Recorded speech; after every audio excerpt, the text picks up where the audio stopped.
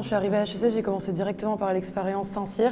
Donc c'était un séminaire leadership et esprit d'équipe. On était immergés pendant une semaine avec des militaires. Donc j'ai appris à connaître tous les gens de la promo. C'était vraiment une expérience inoubliable et comme ça, quand je suis arrivée sur le campus, je connaissais déjà pas mal de gens. Et ce qui est fou, c'est que quand tu arrives à HEC, la première image que tu as, c'est la cérémonie de rentrée où tout le monde, entre ses deux parents, arrive, reste bien entre élèves de la même prépa. Et je pense qu'on a mis 2 jours à faire exploser tous ces carcans qu'on avait. Je pense que la chose la plus marquante que je retiendrai d'HEC, c'est vraiment les rencontres que j'ai pu y faire. Non seulement j'ai rencontré des gens qui venaient de milieux complètement différents, de prépas différentes, d'études différentes. Quand on est parti à l'étranger ou quand on a fait des stages, on a retrouvé ce réseau HEC, on a pu créer des relations avec des gens qui avaient beaucoup plus d'expérience que nous. En Europe, il y a des partenariats incroyables avec des grands noms comme les SAD, la Bocconi, la Freyeux. Et il y a surtout une grande présence dans plein de pays émergents. J'ai eu la possibilité de faire ma majeure International Business, donc d'arriver à Tsinghua à Pékin. On est vraiment en immersion totale dans une université, en cours avec des étudiants locaux. Je pense qu'il y a des types d'échanges complètement différents. À Singapour, j'étais dans une université où il y avait un nombre incroyable d'étudiants étrangers.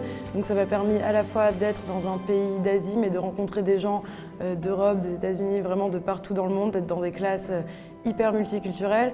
Et ensuite, pendant mon échange à l'université de Tokyo, j'ai eu l'occasion de vraiment découvrir la culture japonaise, de voir comment les Japonais travaillent et de nouer des contacts avec eux. Cette expérience vraiment complète notre parcours, permet de nous ouvrir l'esprit et c'est quelque chose qui sur un CV est très valorisé. Moi, je suis contente d'avoir fait ces choix de partir en Chine plusieurs fois parce que là, je vais commencer à travailler directement après la graduation chez L'Oréal et je vais être sur une marque qui fait 80% de son chiffre d'affaires en Asie.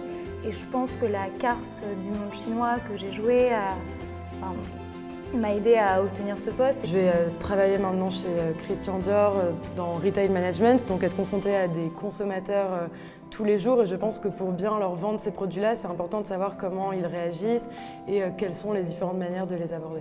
Je sais, il y a quelque chose qui est super intéressant et qu'on a fait toutes les deux, c'est les certificats qui ont lieu un peu comme le point d'aboutissement de la scolarité. Nous, on a fait toutes les deux la chaire LVMH et c'est vraiment le bon format quand on arrive au bout des 4 ans. Oui, je pense que ce certificat était vraiment bien pour clôturer notre scolarité, dans le sens où après des cours assez généraux donnés par des professeurs qui donnent des cours plus théoriques, on a vraiment eu un insight sur un secteur en particulier, donné par des professionnels et des gens extrêmement haut placés. Après avoir fait déjà 1 an de stage, c'est beaucoup plus facile de comprendre de quoi ils parlent, de comprendre le monde professionnel et de tirer un maximum de tous les conseils qu'ils peuvent nous donner pour commencer notre carrière.